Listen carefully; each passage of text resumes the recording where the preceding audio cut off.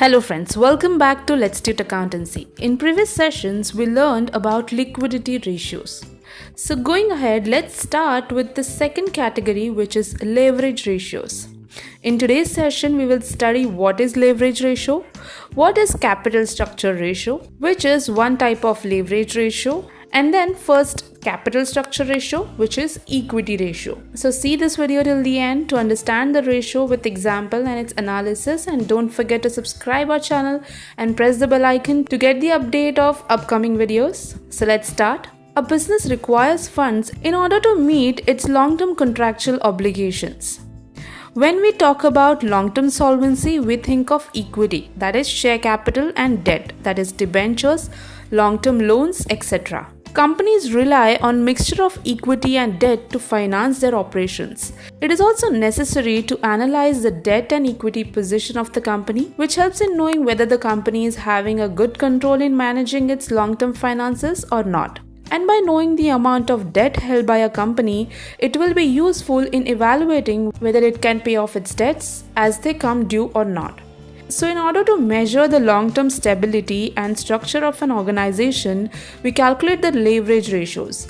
As these ratios measure the solvency position of the entity, we also call them long-term solvency ratios.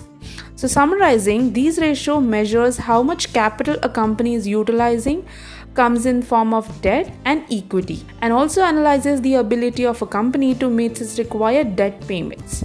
This ratio helps the company to determine how much amount they can borrow so as to increase the profitability of the company.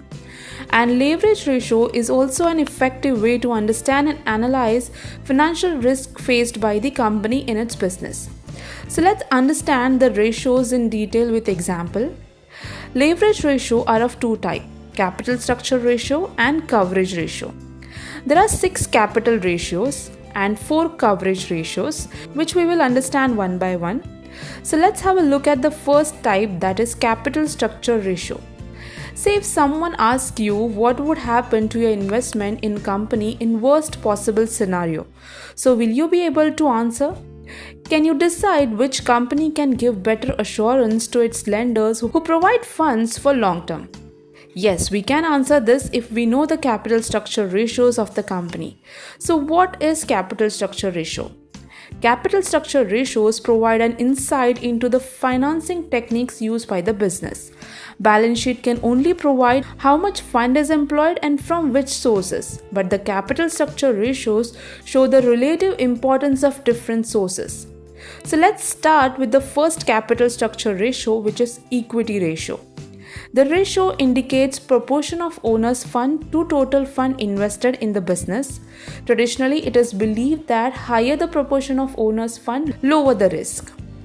We can calculate this ratio with the following formula. Equity ratio is equal to shareholders' equity divided by capital employed. Now, what is shareholders' equity? So answer is, shareholders' equity is the total amount of ownership invested in a company.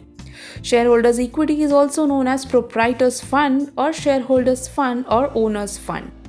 The shareholders' equity includes equity share capital plus preference share capital plus reserves and surplus minus accumulated losses minus miscellaneous expenditure not written off.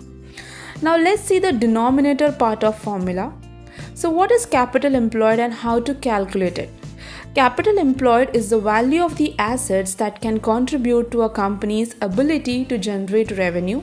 It is also known as total funds. It can be calculated as total assets minus current liabilities, or we can say fixed assets plus net working capital, where net working capital is equal to current assets minus current liabilities. Another approach is to calculate capital employed from liabilities side of balance sheet, that is equity plus debt.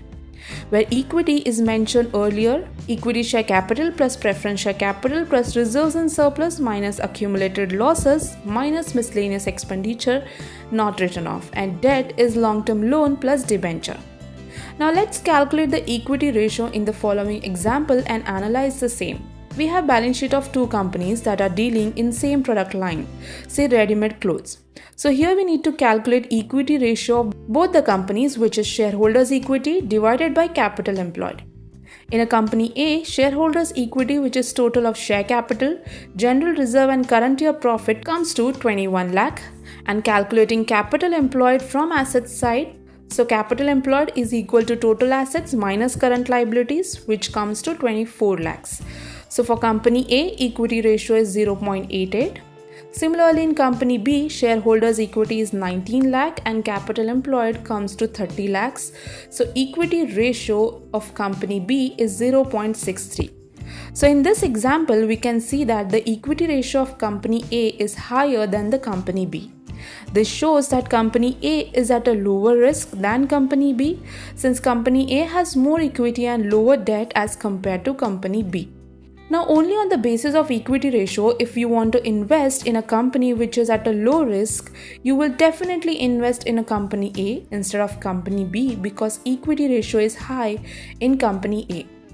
But also note, while making the investment decision, there are also other parameters and ratios which are to be looked into. We will discuss all in our further sessions. So we hope that you have understood this ratio very well. Please remember, ratios need to be understood and not to be remembered. You do not need to mug up the formula.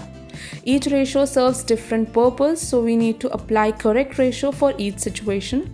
So friends, this is it for this session. Now you can find out what will be the debt ratio of both the companies. So to know the answer of the same, stay tuned with us. If you have any queries, do post it in the comment section given below. Also, you can click in the join button to become our Prime member and avail many benefits. And yes, don't forget to subscribe to our channel and press the bell icon to never miss an update from us. So see you in the next session with debt ratio. Till then, keep watching, keep learning. Thank you.